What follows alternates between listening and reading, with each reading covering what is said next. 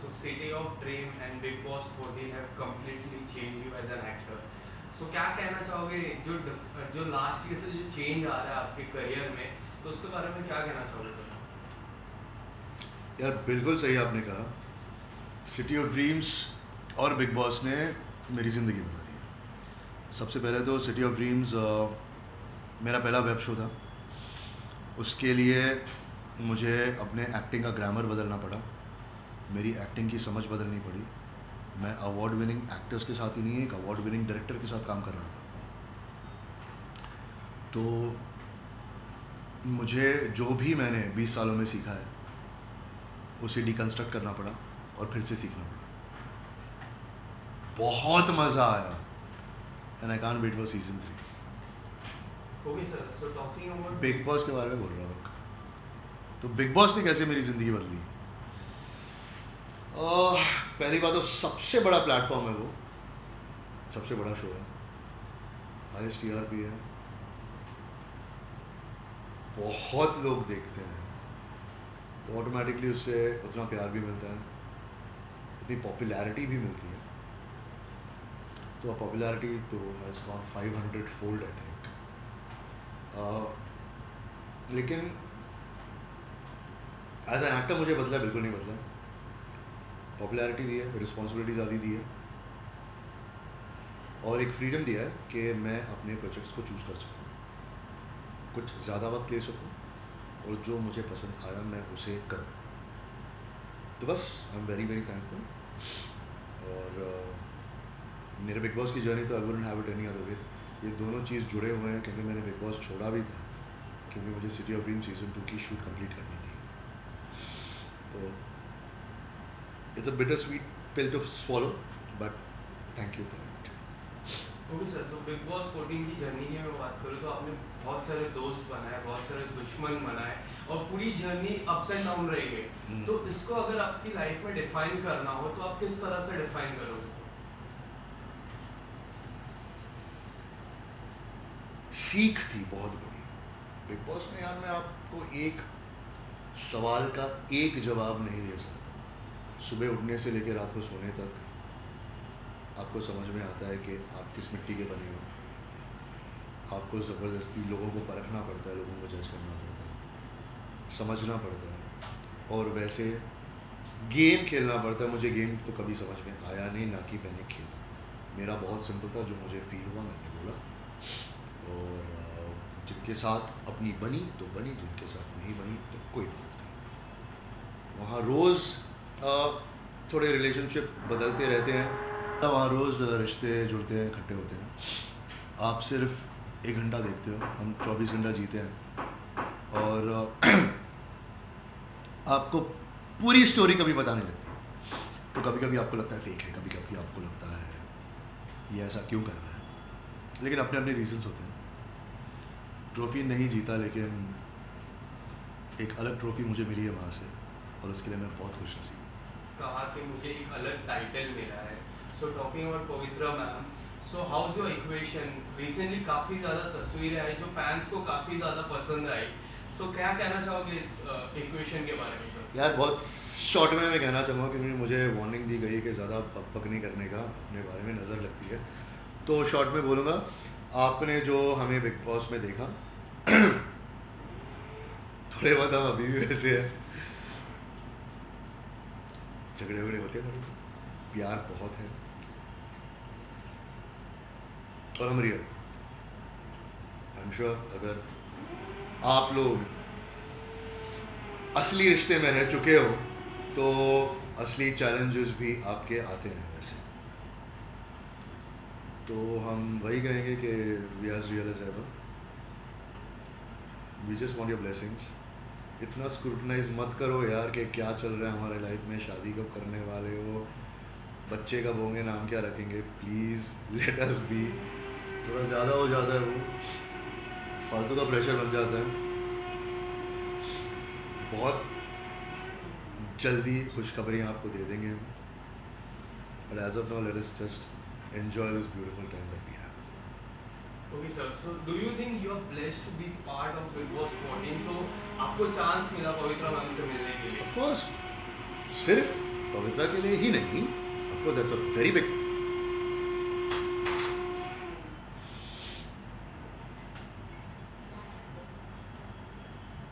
देना जल्दी। क्या हुआ? चला तो क्या हुआ? कौन है ये? क्या है ऐसा? टॉर्चर थोड़ी चलता रहेगा, ऐसे कैसे करेंगे? मना किया तो ये कौन सा मना है? बार-बार नहीं कर सकते। हाँ सर, एक बार मैंने रुकाया था, आधा घंटा तो रुका है। तो अभी नहीं रुका सकते? चलो बीच बीच में बोलेंगे, चलो चलो मेरे को मालूम है क्वेश्चन क्या है, मैं आंसर करता हूँ। हाँ, तो ये आवाज़ के बीच में मुझे आंसर करना है बहुत जल्दी। तो of course Pavitra is a very big part of it, कि शी इज़ अ ब्लेसिंग जो बिग बॉस से मुझे मिली है। लेकिन वही नहीं, जो पॉपुलैरिटी मिली है, जो एक किस्म का वापस क्या कहते हैं उसे, सॉरी आवाज़ आ रहा है, एक किस्म से वापस एक जो लाइफ मिलती है ना मीडिया में, पब्लिक में, मीडिया में नहीं, तो वो मिली है, प्यार मिला है। तो मैं बहुत बहुत खुश हूँ और बहुत शुक्रगुजार हूँ उस प्लेटफॉर्म का हमेशा। Okay sir, so what's more important for you, Big Boss 14 का टाइटल या पवित्रा मैम, and why? यार ऐसा क्या क्वेश्चंस पूछ रहे हो? तुम्हें को अटका के मार खिलाने वाले आज रात को। What is more important? यार पवित्रा और मैं दोनों ही वही सवाल जवाब देंगे। जब आप बिग बॉस में गए थे तो हमारे लिए वो जीतना ज़रूरी था, लेकिन अब हम बिग बॉस में नहीं हैं। तो अब हमारे लिए एक दूसरे की खुशी ही बहुत ज़्यादा मायने रखती है और इम्पोर्टेंट है। Okay sir, so talking about moods of an actor, so whenever you go somewhere, there are so many traps catching you. So how do you control your mood when ma'am is there with you? So how do you control your मेरे को mood? कोई problem नहीं है, मुझे सिर्फ बदतमीज़ी से problem है। मुझे पसंद नहीं है कि पवित्रा पवित्रा पवित्रा ऐसे उन्हें कोई बुलाए। मुझे एजाज भाई बुलाते हैं, मुझे सर बुलाते हैं, एजाज बुलाते हैं, कोई बात नहीं, मुझे बदतमीज़ी से प्रॉब्लम है और वो टोन से मुझे समझ में आ जाता है कभी कभी। और पैप्स की ही बात नहीं कर रहा हूँ मैं, फैंस की बात कर रहा हूँ, मैं आम जनता की बात कर रहा हूँ। तो मुझे किसी से प्रॉब्लम नहीं है यार, हम जो भी हैं उनके वजह से, उनके प्यार से हैं। अगर वो एक फ़ोटोग्राफ लेके मतलब 1-2 महीना खुश हो जाएं कि हमारे आइडल के साथ हमने फ़ोटो लिया, तो हम उतना तो कर ही सकते हैं और हमें करना भी चाहिए। तो मुझे बिल्कुल प्रॉब्लम नहीं है, मुझे सिर्फ उधर ही नहीं, सोशल मीडिया पर भी बदतमीज़ी से प्रॉब्लम है, लेकिन हम उस पर रिएक्ट नहीं कर सकते क्योंकि वो रिएक्शन चाहते हैं, इसीलिए बदतमीज़ी करते हैं। तो बहुत सोच समझ के रिएक्ट करना पड़ता है। Okay sir, so talking about your ongoing and upcoming projects, क्या धमाका होने वाला है आने वाले समय में? है अभी फिल्म कंप्लीट की है मैंने पिछले महीने, हाँ पिछले महीने, अभी दिसंबर हो गया ना, और इस महीने शायद मैं नाटक करूं, प्ले करूं जैन मिड तक, और उसके बाद मिड जैन या एंड ऑफ जैन से दूसरी फिल्म शुरू होगी। फिल्म का नाम है गॉन केस, वो मैं बता सकता हूँ क्योंकि वो डायरेक्टर ने खुद डाला है सोशल मीडिया पे पोस्ट। एक ग्राफिक नावल है अमेज़ॉन पे, गॉन केस करके, बेस्ट सेलिंग है, उस पर आधारित है और I am playing the lead protagonist in it. उस पर साइबर क्राइम ऑफिसर हूँ मैं, अब पुलिस ऑफिसर ही नहीं। बहुत इंटरेस्टिंग है स्टोरी, बहुत इंटरेस्टिंग है। और एक है जो बहुत जल्दी आएगा, और दूसरा तो मैंने दूसरे एक पोर्टल के लिए मैंने कह दिया है, मैंने और पवित्रा ने एक बहुत छोटा सा प्रोजेक्ट किया है, वो भी आ जाएगा बहुत जल्दी। Okay so sir, city of dream में पुलिस का किरदार और यहाँ पे साइबर क्राइम, तो क्या सर आपको पुलिस से ही ज़्यादा लगाव है? क्या पुलिस का किरदार करने को काफ़ी अच्छा लगता है क्या सर आपको? यार वैसी कोई बात नहीं है, मुझे गैंगस्टर्स और क्रिमिनल्स के भी रोल्स अभी ऑफर किए गए थे, they didn't work out, this worked out, this is very interesting role. मुझे स्ट्रॉन्ग कैरेक्टर्स ऑटोमेटिकली मिलते हैं। हैविंग सेड दैट, अभी जो फिल्म मैंने की है वो कैरेक्टर स्ट्रॉन्ग नहीं है, वो character gets manipulated by everyone, तो वैसे भी रोल्स मिलते हैं। मैं चाहता हूँ कि जितने अलग हो सकें, जितने चैलेंजिंग हो सके, मैं वैसे किरदार निभाऊँ। बड़ा मुंह, एक छोटा मुंह, बड़ी बात होती है सब बोलना, लेकिन मैं चाहता हूँ कि मुझे रोल्स एक्साइट करें, मुझे रोल्स इंस्पायर करें और लोगों को मैं एंटरटेन करूँ। ओके सो आने वाले समय में मैम के साथ कोई सॉन्ग या फिर गाना या ओटीटी प्लेटफॉर्म है? हम देख रहे हैं for the right music video. मैं नहीं चाहता कि हम 2 दिन में ऐसा ही म्यूज़िक वीडियो उड़ाया यार। मैं कर चुका हूँ, गाने कर चुका हूँ, म्यूज़िक वीडियोस कर चुका हूँ, और पवित्रा के साथ पहली बार मैं करूँगा। वो भी चाहती है कि बहुत अच्छा हो, माइलस्टोन हो हम दोनों के करियर में। एक था वैसा, करने वाले थे हम, इट डिडंट वर्क आउट। तो एक तो और लोगों से बात हो रही है, लेकिन अभी तो हॉलीडे सीज़न आ गया, शायद हम जान में कुछ करें बहुत जल्दी। एक वेब शो भी है। बहुत अजीब होता है कि जब आप अपने पार्टनर के साथ काम करते हो तो प्यार तकरार में कैसे काम करेंगे समझ में नहीं आता, लेकिन पवित्रा के साथ काम करने में मुझे बहुत मज़ा आया था। बहुत, मुझे पता नहीं था वो इतनी अच्छी एक्टर है, क्योंकि मैंने उनका काम नहीं देखा। फिर वो रह के मुझे बताती है अपने पास्ट के बारे में कि उन्होंने क्या काम किया, किसके साथ काम किया, कैसे कैसे किया। तो I also get very astonished. मुझे ब्रिलियंट एक्टर, बहुत मैच्योर एक्टिंग करती है जब वो चाहे तो I think as a professional actor also I would love to collaborate with her and see कि क्या निकलता है। Okay sir, talking about city of dreams, OTT platform पे आई थी सिटी ऑफ ड्रीम्स, और आजकल ओटीटी प्लेटफॉर्म पे काफ़ी सारी पिक्चर्स आ रही है, सिनेमाघर पे जाना थोड़ा कम हो गया है। तो डू यू थिंक आने वाले समय में OTT platform is going to affect सिनेमाघर? पता नहीं किस हद तक करेगा, बट ऑफ कोर्स करेगा, क्योंकि पहले यार आप बहुत पहले जाओ तो संडे के दिन दूरदर्शन पर पिक्चर आता था, हम तो थिएटर में जाके देखते थे तो पिक्चर लगती थी। तो उसके बाद केबल आ गया, उसके बाद अभी ये प्लेटफॉर्म्स आ गए।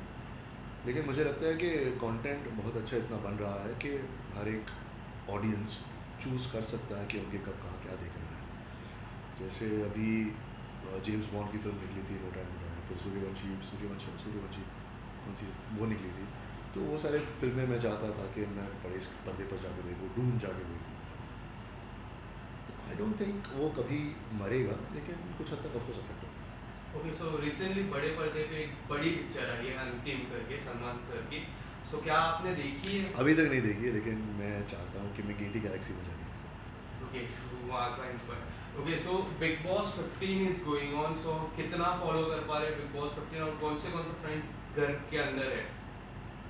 यार मेरे कोई फास्ट फ्रेंड्स अंदर तो नहीं है, और बाकी जो लोग हैं उनके बारे में मैं कुछ रिएक्ट करके हेडलाइंस नहीं बनाना चाहता, क्योंकि मैं जनरली नहीं देख रहा। मेरे अपने रीज़न से नहीं देखने के, मुझे उस यूनिवर्स से क्या होता है ना, वो प्लेटफॉर्म इतना बड़ा है कि मैं अब भी जो कह रहा हूँ ना सिर्फ वो हेडलाइन बन जाएगी, तो मैं वो नहीं चाहता, क्योंकि there are a lot of other things that are also happening in my life. तो मैं सिर्फ उस यूनिवर्स से जुड़े रहना और उस पर ही विशेष टिप्पणी करना और रिएक्ट करते रहना, वो करते रहना नहीं चाहता।